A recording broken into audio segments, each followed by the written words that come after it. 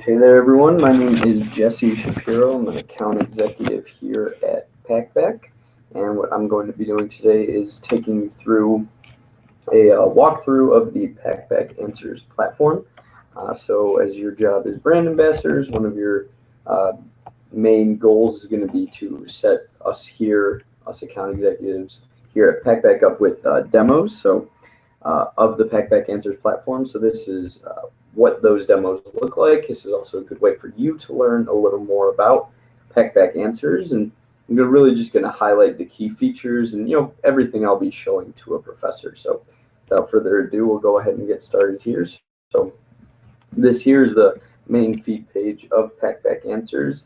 There's a couple of things you'll probably notice about it. So first of all, it looks and feels very much like it's very similar to Facebook or Twitter. We have the title of the textbook up here with the professor's last name, and then the question feed, which is very similar to that Facebook or Twitter feel, as all the questions are down here. But we designed it specifically to be very much like social media, so students, would feel comfortable using it. There's not really any kind of learning curve. They come on and very intuitively know how to interact with the system. Now, with most LMSs, which are learning management systems, like Blackboard, D2L, or Moodle, we found that it really falls on the professor to sift through and organize questions. So we wanted to go ahead and organize them for the professor. So we did that with these three categories right here.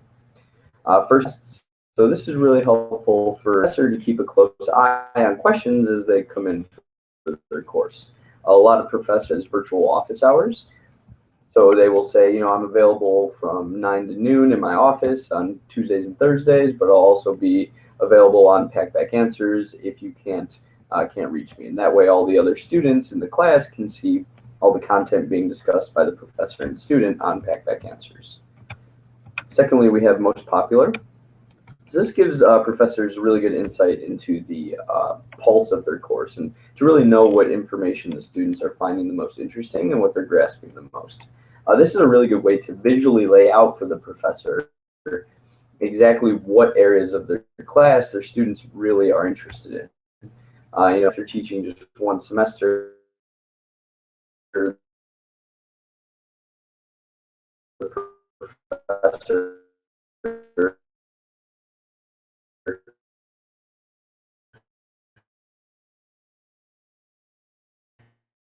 kind of has an idea of what areas the students grasp a little better than others, and these are going to be those areas that are going to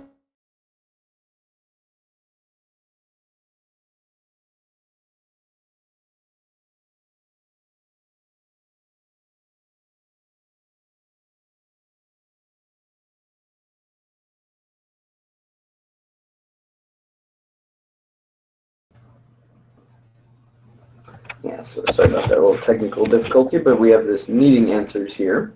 And inversely to the most popular, this is really going to really visual transfer into the knowledge.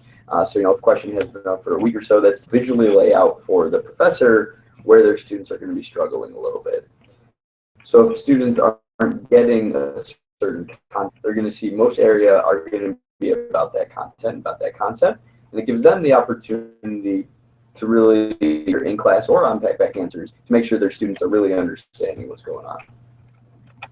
So into the question thread that we can go here, and what we really is to design it in a way that question could be archived and documented. And our question thread has a look and feel, again, very similar to social media, very much like Facebook. The quality is filtered, so we do that in a couple of different ways. We have these thumbs up and thumbs down mechanisms, so peers can, if a student posts an answer to a question that is not appropriate, it could be irrelevant, or it could just be plain wrong, another student can then report that answer. It'll get and then sent to the professor, so the professor has finalized that answer, gets posted in their study group. One of the biggest complaints that we hear from professors or discussion with them, because they don't have to monitor them. We set it up for them, and about the student monitoring. We have a team of monitors here at Packback that sift through the discussion threads and pull out any relevant or inappropriate. Trying to give the professor that extra set of eyes so they don't have to worry about their discussions and their students' discussions. Now, going into answer a question, we find a lot of really qualities in here. So instead of with most major LMSs, when you go to answer or ask a question, really what you get is just this text dump. So you have this box where you can type anything, but that's really about it. So with Packback Answers, we made it very easy to upload images, videos, or any kind of helpful link that the student might have found, which makes it really easy to answer really cool, interesting content, not limiting them just to that text. And now you see that it will actually prompt the students to cite their sources when answering each question. So this really, helped the students get to start to think academically about their answers and really thinking about where their answers are coming from. A lot of professors really have trouble keeping track of who's who. Professors that have really large classes, and they really don't have a good way of objectively grading, typically. So what we did with Packback Answers was create this top contributors feature here, where students that are really active in class, or are really not active in class, but are really engaged in the material, really interested in it, and very capable of helping their peers, they can be answers and showcase in this top contributors area. So this gives who the top and least contributing students are in their course from a top-down view. In addition to this, professors a weekly Excel sheet with the entire quality points, or quality votes and reputation points each student received. So this really takes all the legwork out of grading for participation and allows them to very easily see each student's participation on Packback Answers. And we can even actually get more granular into each student here and really get to know them better. And one thing that professors really like is this paper trail over here. In the number pass and the number, look into the question, exactly which of those questions they're asking and answering. It really gives the answer area, we can see where I'm a little stronger and where she's able to help out other students by answering questions. And if she had asked any questions, we would be able to see where she's struggling a little more and needing a little more help by asking questions.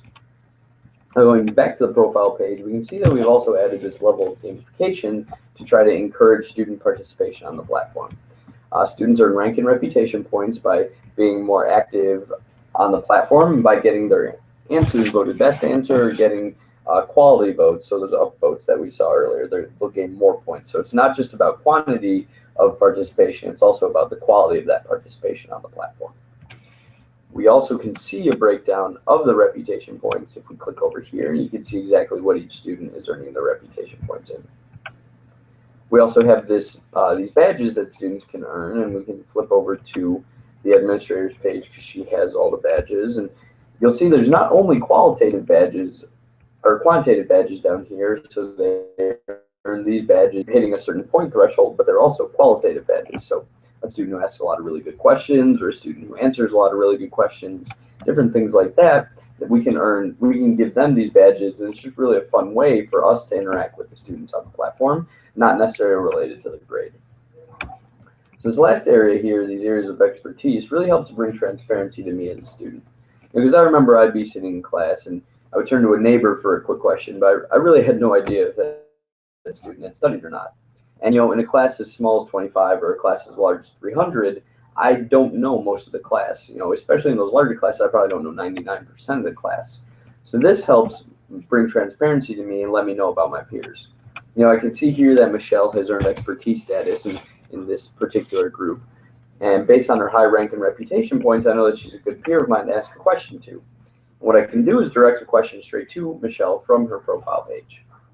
Now, Michelle will get an email notification saying that someone has asked her a question, but that question will still live in the main feed right here. So we're not trying to silo off these separate conversations. This is still an open peer-to-peer environment, but getting direct help from the students who might be able to give the most help. And what that really allows us to do is kind of create this repository of knowledge and information where the students can very easily get access to it.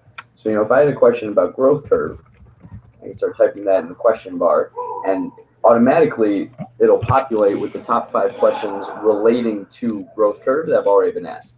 So this keeps me as a student from asking a repetitive question that already has an answer to it, but also allows me to very easily search through and find the content I need to find. Professors like this a lot because they often will field repetitive questions from students. So now they can answer it in one place and be able to reach the student if they're studying at 1 p.m. or even at 1 a.m. We're really magnifying their impact with this.